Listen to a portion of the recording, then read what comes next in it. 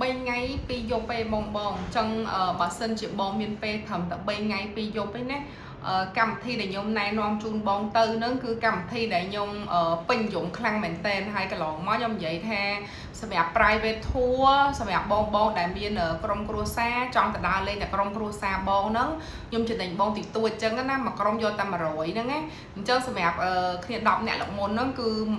3100ហើយខ្ញុំអរគុណការគ្រប់គ្រងច្រើនខ្លាំងមែនតើចា10អ្នក3100 10អ្នក3100ហ្នឹងម៉ៅធួយតែក្រុមគ្រួសារយើងទេអញ្ចឹងឥឡូវមកមើលថាបើសិនជាបងអត់មានគ្នាដល់10អ្នកទេអញ្ចឹង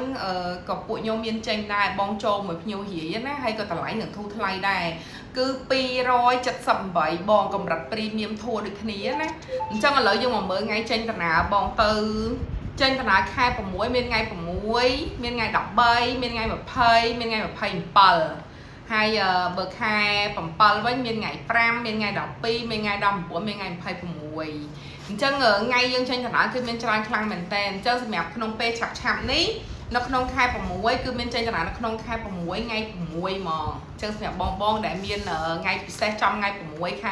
6ឬក៏អត់មានថ្ងៃពិសេសទេអាចចង់បង្កើតថ្ងៃពិសេសសម្រាប់ខ្លួនយើងក៏បានដែរនេះគឺរូបដែលខ្ញុំដាក់នៅពីក្រោយខ្នងខ្ញុំហ្នឹងគឺជាកន្លែងដែលយើងនាំដើរលេងនៅក្នុងកោះត្រល់ទាំងអស់ហ្មងអញ្ចឹងកោះត្រល់យើងស្ដាប់ទៅដូចជាទូចក៏ប៉ុន្តែធៀបពិតទៅដល់វាទូចមែនប៉ុន្តែបែបបត់នៅក្នុងការរចនាសោភ័ណភាពផ្សេង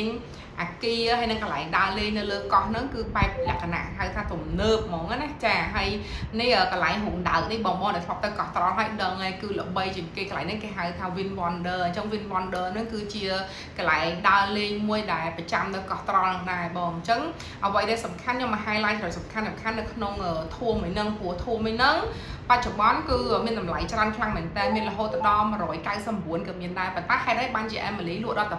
278ឬក៏288ទៅតាមថ្ងៃអញ្ចឹងណាបងអញ្ចឹងទី1គឺធัวកញ្ចប់ Premium សន្តាគារផ្កាយ4អាហារជូនបងឆ្ងាញ់អាហារគឺ upgrade ជូនបងរួចរាល់ហើយខ្ញុំធ្វើយកគុណភាពមិនមែនធ្វើយកចំនួនភ្ញៀវទេអញ្ចឹងណាទី2គឺតាក់ទងនឹងសវត្ថចូលទស្សនាកន្លែងផ្សេងរួមទាំងកន្ត្រកខ្សែកាបឆ្លងសមុទ្រហ្នឹងក៏ខ្ញុំរួមបញ្ចូលហើយដែរអញ្ចឹងសម្រាប់បងដែលចង់អញ្ជើញទៅធានាជូនបងថាកម្មវិធីគឺបងទិញតម្លៃណារបស់នឹងបងណាទិញតម្លៃណារបស់នឹងបងបង់លុយប៉ុណ្ណាទទួលបានសេវាកម្មប៉ុណ្ណឹងគឺអត់ឲ្យបងខំម្ដងទេចាអរគុណច្រើនណាបង